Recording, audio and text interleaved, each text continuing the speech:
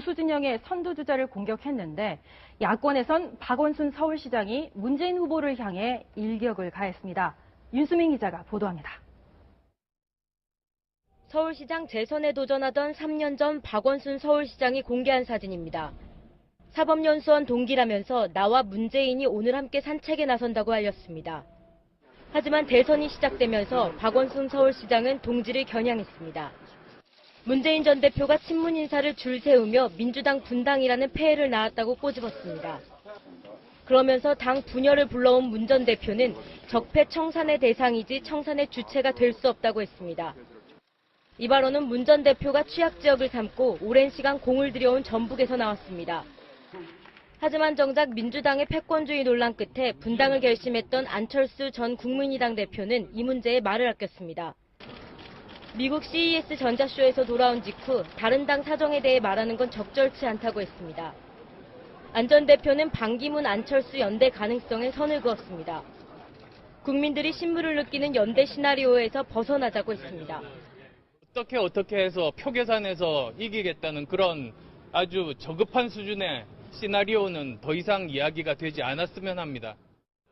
채널A 뉴스 윤수민입니다.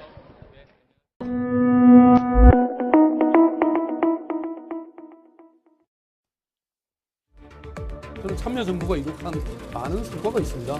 그것을 제가 폄훼하는 것은 아니고 적어도 우리 시대에 가장 큰 이 핵심 과제인 불평등 문제를 해소하지 못했다. 그리고 그 점에 대해서는 당시에 중요한 민정수석이라든지 또는 비서실장으로 일했던 문재인 대표도 그 책임으로부터 자유롭지 못하다.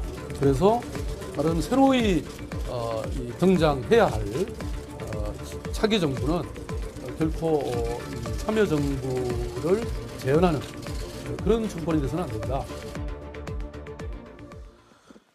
예, 부드러운 카리스마를 가졌다 이런 평가를 받고 있고요. 여러 가지 뛰어난 아이디어를 갖고 있어 아이디어 뱅크라는 얘기를 듣고 있는 박원순 서울시장이 그 본인의 이미지하고는 좀 벗어나서 매일 때립니다. 문재인 대표를, 전 대표를.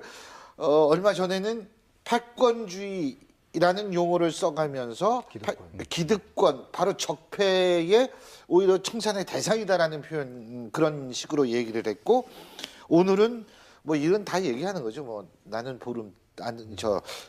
차오르는 초승달, 문재인 전 대표는 기우는 보름달 뭐 이러는데, 이렇게 얘기를 하는 것이 결국은 지금 당내 구조상, 더불어민주당 구조상 이 대선 후보 경선하기가 힘들다라는 표현 아니겠어요? 어떻게 보십니까? 그러니까 결국 이제 두 분이 사실은 이제 사법시험 동기시죠. 나이는 그래요? 이제 문재인 전 대표가 3살 위시고요. 그래요? 그런 예. 동기신데 한 분은 이제 지금 박원순 시장은 원래 이제 검사의 나이도 길을 비슷해 보이는데 또 나이 차이가 있네요. 좀 나이가 들으셔 보이시는데 예. 이제 이 박원순 시장은 이제 검사의 길을 갔고 이제 문재인 전 대표는 변호사의 길을 예. 갔습니다.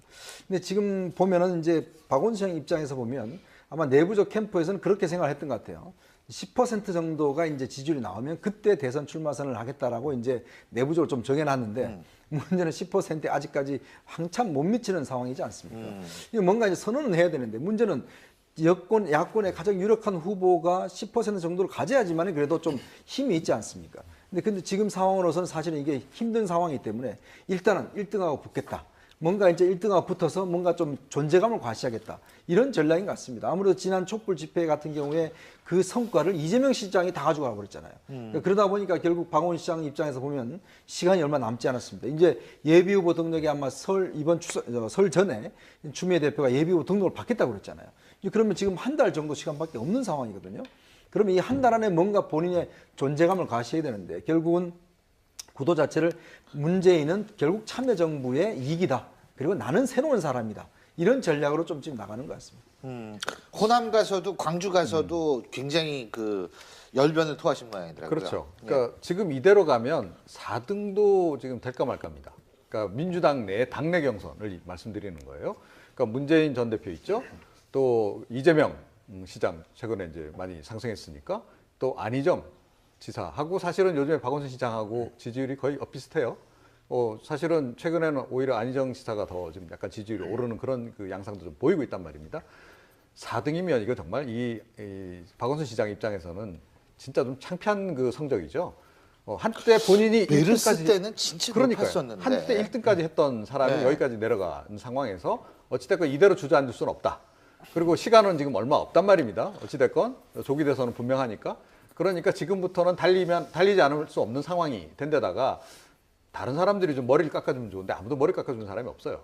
그러니까 스스로 지금 나서지 않으면 안 되는 상황이 돼버린 거죠. 그러니까 사실은 이게 전략적으로 그렇게 좋은 전략은 아닙니다. 예. 그럼에도 불구하고 지금 거의 막다른 골목에 왔기 때문에 문재인 전 대표를 직접 공격하면서 예. 지금 나오는 거고, 공격의 포인트도 보면 그러니까 진보 세력들이 그 참여정부, 노무현 정부에 대해서 불만을 가졌던 바로 그 대목을 지금 딱 공격을 하는 겁니다. 그러니까 참여정부 시즌2 안 된다.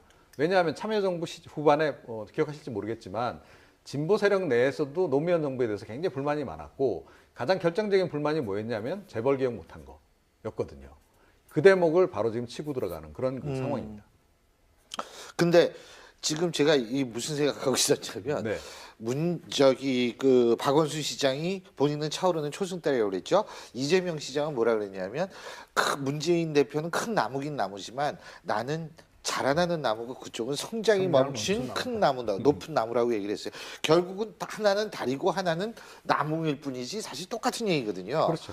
예. 그러니까 이게 경선 룰이 어떻게 되느냐도 그게 오히려 명분이 돼서 좀 어떤 상황 변화가 일어날 수 있지 않을까라는 근데 생각이 이게 얼핏 지금 하게 되는 제가 볼 때는 경선 룰을 어떻게 하든지 간에 지금 상황에서는 안 돼, 아마 힘든 다른 건 후보들이 사실이지만. 이기기가 힘들 거예요. 어떤 일 하든지 제가 볼 때는 그래서 문재인 전 대표 측도 경선 룰을 뭐 마음대로 뭐 하십시오라고 지금 그래서 그렇게 나오는 형국이거든요.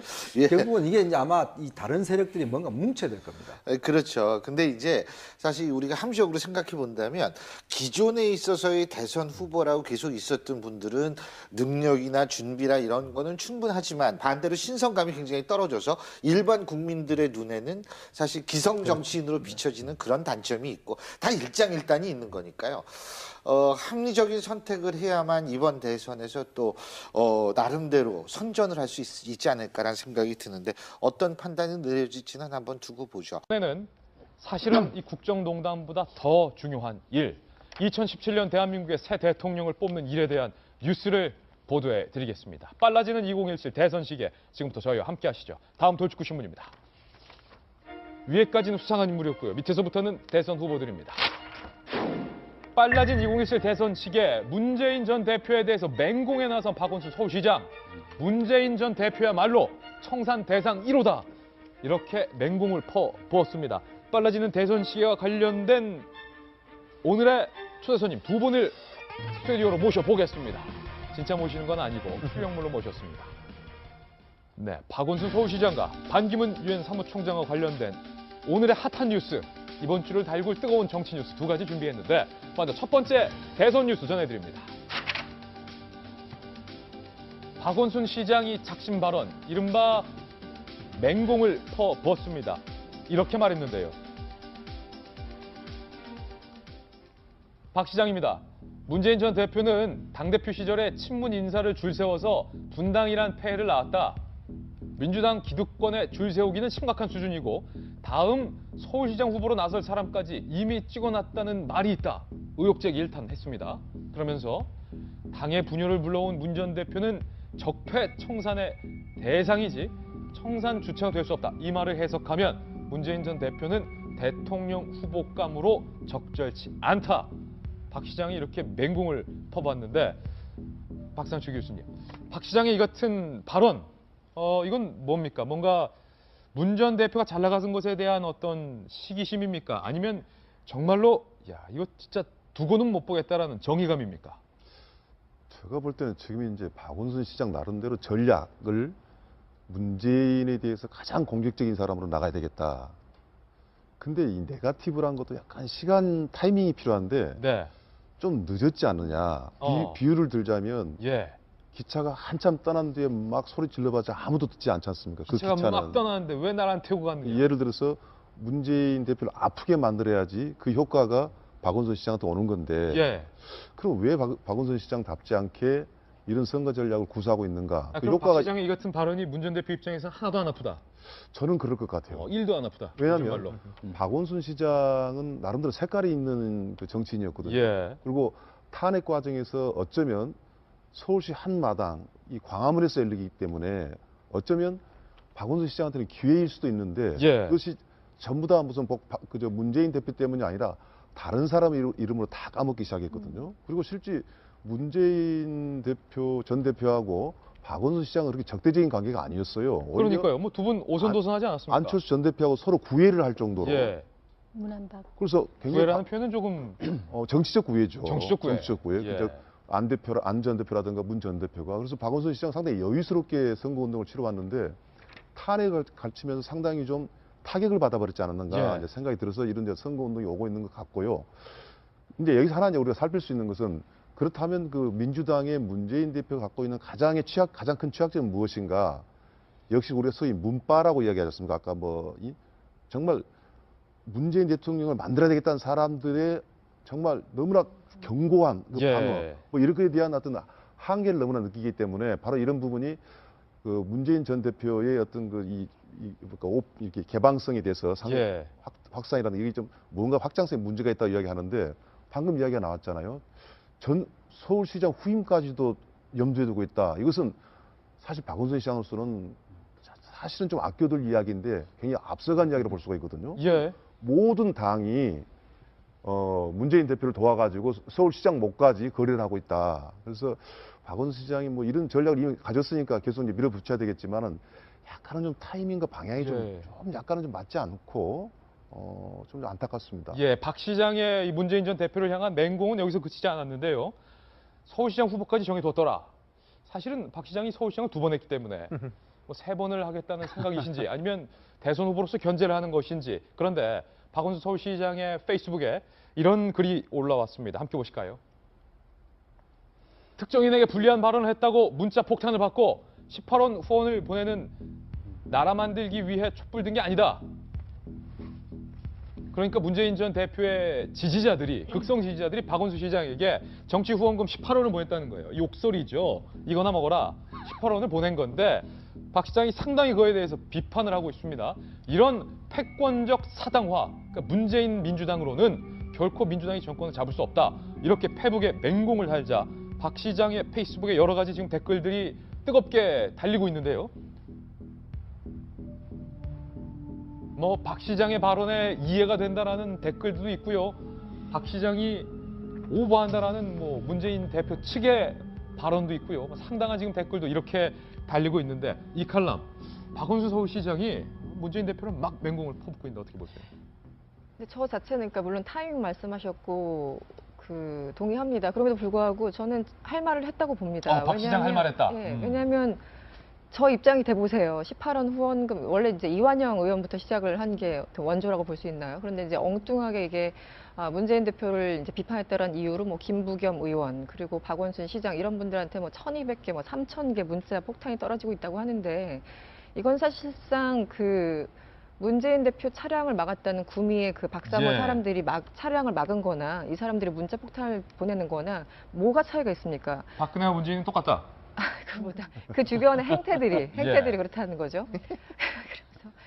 그래서 저는 서로 적은 딱 목적이 하나잖아요. 내가 대통령이 돼야 된다고 꼭 미는 사람을 비판하면 무조건 나의 적이고 너는 어떤 표현의 자유에 있어서 그걸 박탈당해야 되라는 어떤 그런 압력인 예. 거잖아요. 그러니까 이제 페이스북이나 SNS 가서 저렇게 문자 이렇게 글을 남기고 문자 폭탄하고 18원 후원금을 하는 건데 박 시장 할 말했다. 저는 그렇게 생각합니다. 예. 그래서 저는 기본적으로 이번 촉불 국면에서 가장 혜택을 많이 입은 사람이 문재인, 이재명 2명이라 생각을 하고요. 예. 가장 좀 마이너스, 그러니까 열심히 했지만 마이너스가 된 사람이 안철수와 박원순 시장이라고 저는 생각을 하는데 그런 상황에 대한 어떤 박탈감도 분명히 있었겠죠. 예. 근데 정치적인 걸 다 떠나서 지금 저렇게 댓글 폭탄은 문제가 있는 거고 거기에 대해 지적을 한다고 이걸 비판할 수는 없다라는 거죠. 예, 근데 참 서글픈 게 박원순 서울시장이 정말 고민하고 작심해서 문재인 전 대표를 향해서 맹비난하고 있는데 문재인 후보 측에서는 박원순 서울시장에 대해서 입장이 하나도 안 나왔습니다. 그러면서 문 전 대표가 반기문은 정권교체 아니지 않느냐. 이 대목이 더 서글픈 대목인데 아니 이거 문 전 대표 좀 그래도 아니 어떻게 박 시장이 그럴 수 있느냐 한마디 해주면 좀 덧납니까? 이거 이렇게 무시해도 됩니까? 그러니까 지난번에도 이제 비슷했잖아요. 우리 아까 들어오기 전에 얘기를 했는데 안철수 대표가 봉화마을 갔을 때 문재인 지지자들이 안철수 대표에게 봉변을 했습니다. 근데 그 문재인 대표 아무 얘기도 안 했는데 본인이 이제 지금 이렇게 그 박사모한테 틀려서는 이제 비판을 하고 있죠. 그러니까 이게 사실 자기가 하면은 그 로맨스고 남이 하면 불륜인 그런 그 가드로 그대로 가고 있고요.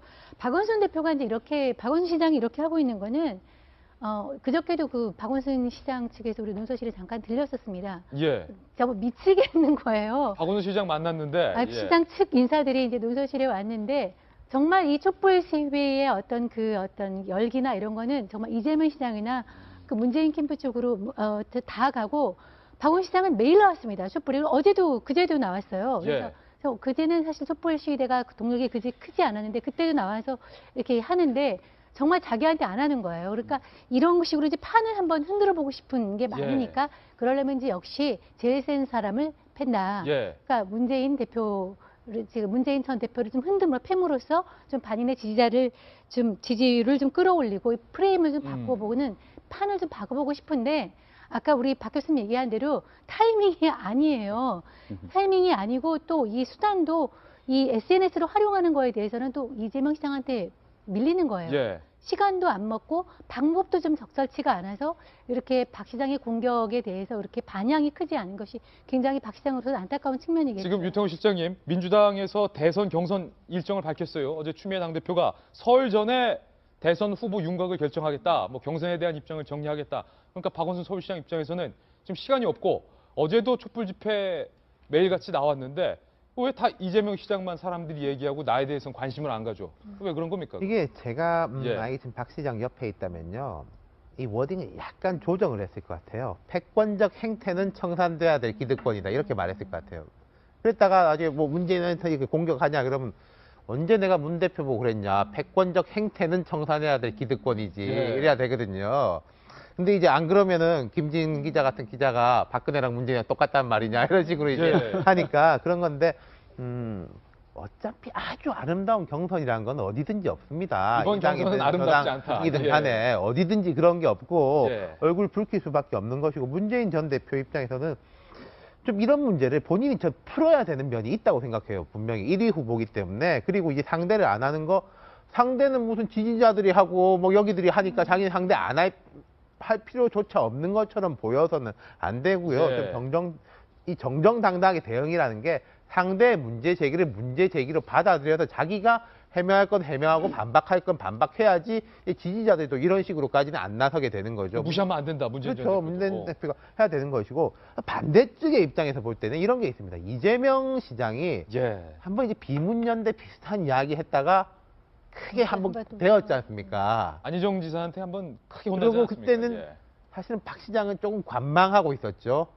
만약에 박 시장이 이런 마음이 있었다면은 그때 욕을 먹더라도 이재명하고 같이 스크럼을 짜는 게 맞았었어요. 그때 한번 발 뺐던 게. 근데 이제 그러면은 또 그때 계산으로는 이게 또 이재명만 좋은 일 시키는 거 아닌가라는 이제 막 계산들이 지금 막 복잡할 건데 과거에 이게 10년, 15년 전입니까? 노무현 전 대통령이 이제 8룡, 9룡, 처음에 2인제 대선이 있었지 않습니까? 노 대통령이 1%에서부터 시작할 때, 그때 노 대통령이 한화갑, 정동영, 김근태까지 막 쪼아대가지고 패권적 기득권, 낡은 기득권 2인제에 대항하는 개혁연대를 만들자고 처음에 그렇게 스크럼을 짰어요.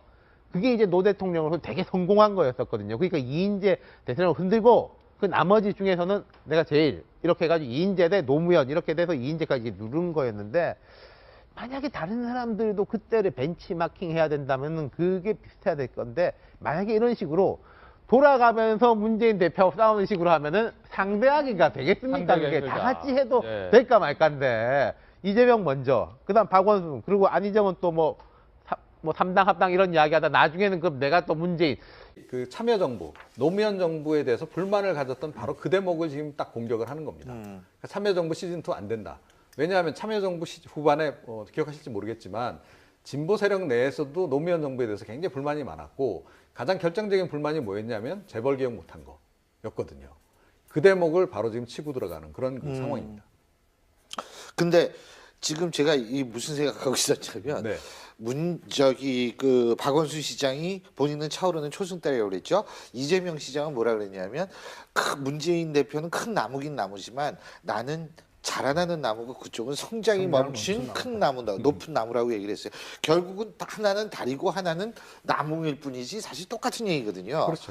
예. 그러니까 이게 경선 룰이 어떻게 되느냐도 그게 오히려 명분이 돼서 좀 어떤 상황 변화가 일어날 수 있지 않을까라는 근데 생각이 이게 얼핏 하게 지금 되는 제가 볼 때는 경선 룰을 어떻게 하든지 간에 지금 상황에서는 안 돼, 아마 힘든 다른 건 후보들이 사실이지만. 이기기가 힘들 거예요. 어떤 일 하든지 제가 볼 때는 그래서 문재인 전 대표 측도 경선 룰을 뭐 마음대로 뭐 하십시오라고 지금 그래서 그렇게 나오는 형국이거든요. 예. 결국은 이게 이제 아마 이 다른 세력들이 뭔가 뭉쳐야 될 겁니다. 그렇죠. 근데 이제 사실 우리가 함식적으로 생각해 본다면 기존에 있어서의 대선 후보라고 계속 있었던 분들은 능력이나 준비나 이런 거는 충분하지만 반대로 신선감이 굉장히 떨어져서 일반 국민들의 눈에는 사실 기성 정치인으로 비춰지는 그런 단점이 있고 다 일장일단이 있는 거니까요. 합리적인 선택을 해야만 이번 대선에서 또 나름대로 선전을 할 수 있지 않을까라는 생각이 드는데 어떤 판단이 내려질지는 한번 두고 보죠. 이번에는 사실은 이 국정농단보다 더 중요한 일, 2017년 대한민국의 새 대통령을 뽑는 일에 대한 뉴스를 보도해 드리겠습니다. 빨라지는 2017 대선 시계 지금부터 저희와 함께 하시죠. 다음 돌직구 신문입니다. 당시에 중요한 이 민정수석이라든지 또는 비서실장으로 일했던 문재인 대표도 그 책임으로부터 자유롭지 못하다. 그래서 다른 새로이 등장해야 할 차기 정부는 결코 참여정부를 재현하는 그런 정권이 돼서는 안 된다.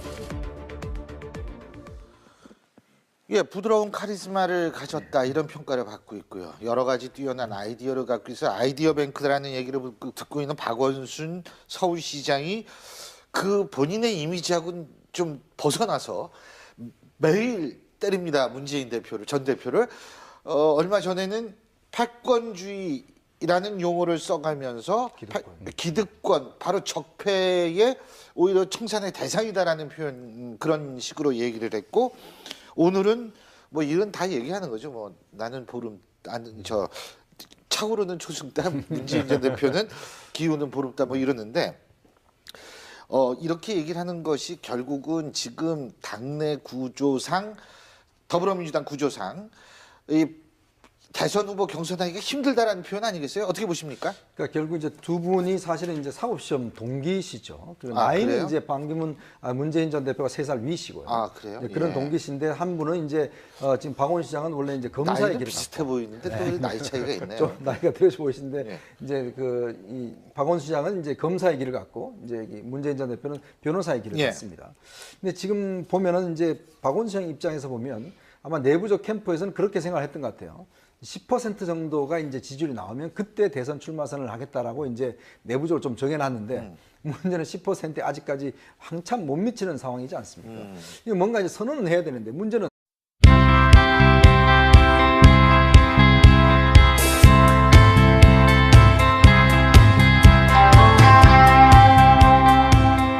지금 보신 것처럼 문재인 후보는 보수 진영의 선두주자를 공격했는데 야권에선 박원순 서울시장이 문재인 후보를 향해 일격을 가했습니다. 윤수민 기자가 보도합니다. 서울시장 재선에 도전하던 3년 전 박원순 서울시장이 공개한 사진입니다. 사법연수원 동기라면서 나와 문재인이 오늘 함께 산책에 나선다고 알렸습니다. 하지만 대선이 시작되면서 박원순 서울시장은 동지를 겨냥했습니다. 문재인 전 대표가 친문 인사를 줄 세우며 민주당 분당이라는 폐해를 낳았다고 꼬집었습니다. 그러면서 당 분열을 불러온 문 전 대표는 적폐 청산의 대상이지 청산의 주체가 될 수 없다고 했습니다. 이 발언은 문 전 대표가 취약 지역을 삼고 오랜 시간 공을 들여온 전북에서 나왔습니다. 하지만 정작 민주당의 패권주의 논란 끝에 분당을 결심했던 안철수 전 국민의당 대표는 이 문제에 말을 아꼈습니다. 미국 CES 전자쇼에서 돌아온 직후 다른 당 사정에 대해 말하는 건 적절치 않다고 했습니다. 안 전 대표는 반기문 안철수 연대 가능성에 선을 그었습니다. 국민들이 신물을 느끼는 연대 시나리오에서 벗어나자고 했습니다. 어떻게 해서 표 계산에서 이기겠다는 그런 아주 저급한 수준의 시나리오는 더 이상 이야기가 되지 않았으면 합니다. 채널A 뉴스 윤수민입니다.